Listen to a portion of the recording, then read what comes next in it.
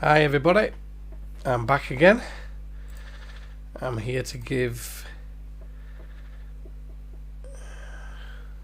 hopefully,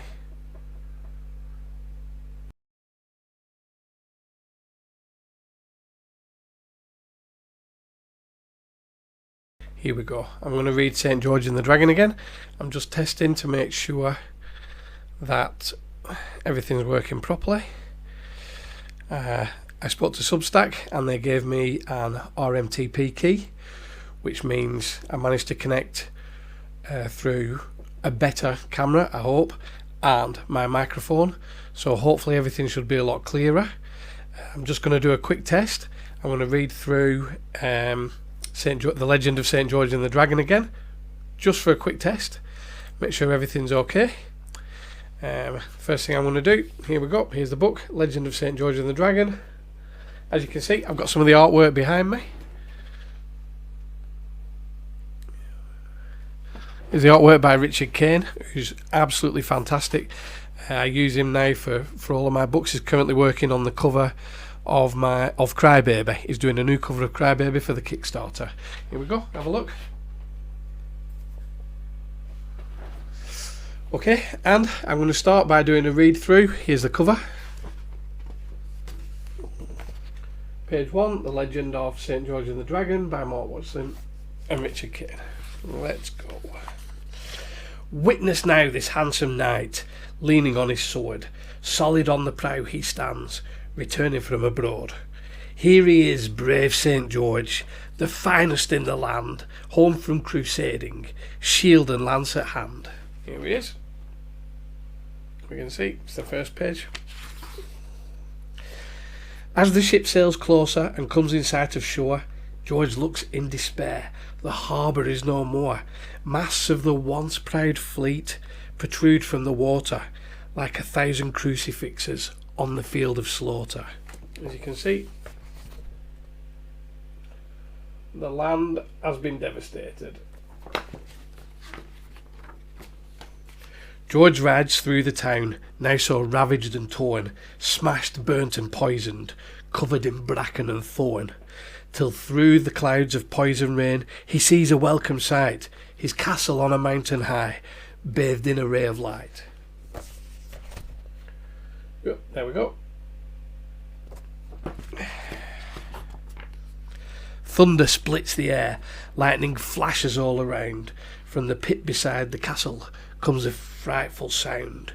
The rolling clouds of poison churn and tear apart from the mighty thump, thump, thumping of a giant dragon's heart. Here it is. See the dragons coming up? The dragon rises from the gorge, filling all the sky. He sees himself, a tiny George, reflected in its eye. Who are you? The dragon asks. Have you come alone? Its voice is pure evil, like bone scraping bone. This knight of the Crusades, holding lance, shield and blade, sits upright upon his horse, grim yet unafraid. I've been abroad, but now I'm home. My name is George, I stand alone. There is no army, only I. I'll fight and win, or fight and die. There we go.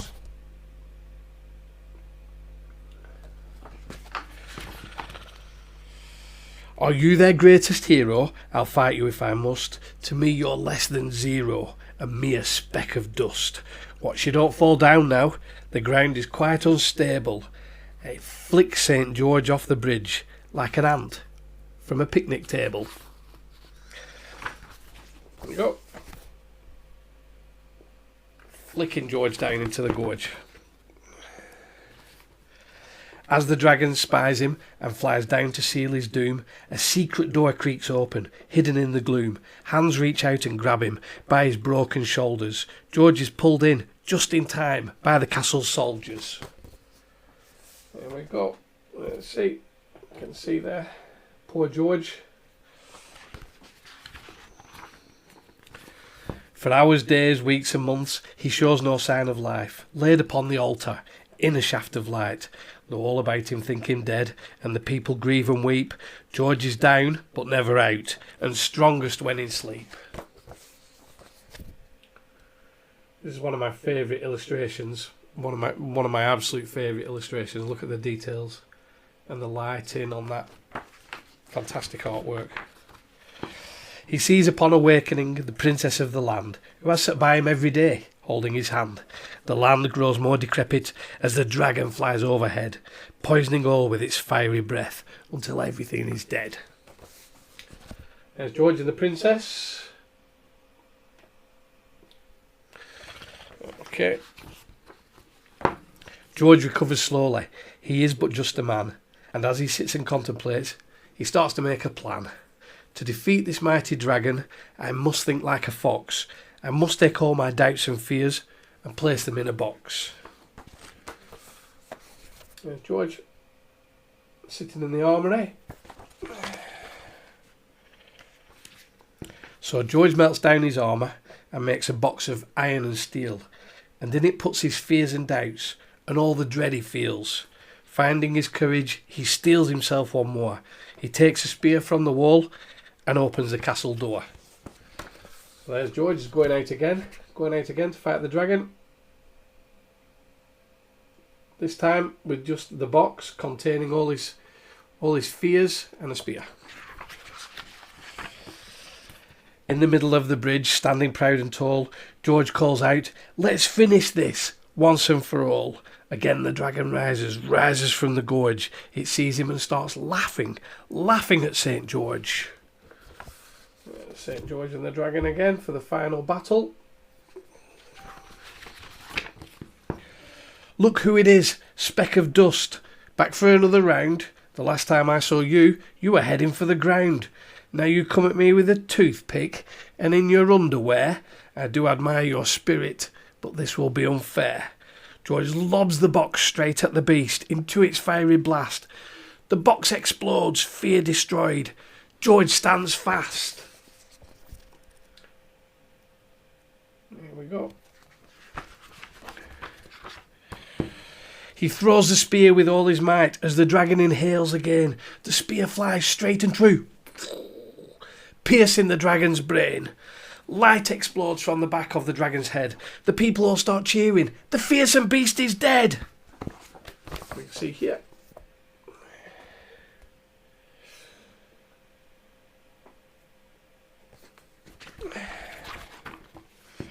The spear was hurled at such a speed, 'twas such a mighty throw, that when the dragon sucked it in, it dealt a deadly blow. The people on the castle walls shout, "Yes! George has done it," as the dragon topples backwards and slides into the pit. There it is.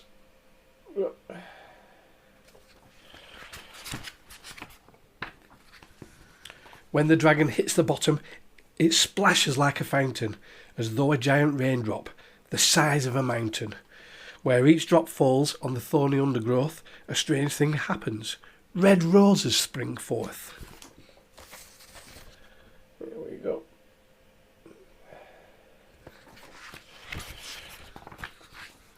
"Thank you, George," the princess says, and stills his trembling hand. "You slew the mighty dragon, and also healed the land." George plucks the biggest rose in sight and hands it to the princess, who blushes at the gallant knight and rewards him with a kiss. There he is. Well done, George. Now you know the story of this knight so tall and grand, bold St. George of the Cross, bravest in the land. The last thing we have to tell you as our tale draws to a close is remember on St. George's Day to give your princess a rose. There we go.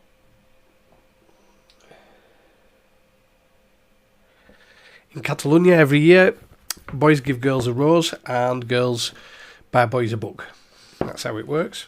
So if you're thinking of a book to buy for somebody on St. George's Day, April the 23rd, I've got a good suggestion. The Legend of St. George and the Dragon by me. It's available on Amazon and also available. It's available in paperback and for your Kindle, where you can also read it on your phone or on your mobile phone or on your ebook reader, on your what they call them, Kindle Fire. So there you go. Hopefully, it's also available in Catalan if you wish to read it in Catalan. And there you go. And that's the Legend of St. George and the Dragon. You can see the back cover there. And again, there's the front. Whoop. And if you like the story, please follow me on Substack.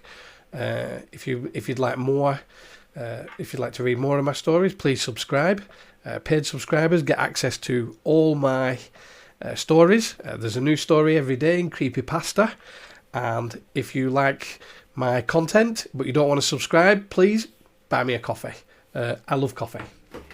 Thank you very much, everybody. Thanks for listening. Thank you for tuning in. And hopefully I'll see you again. Bye.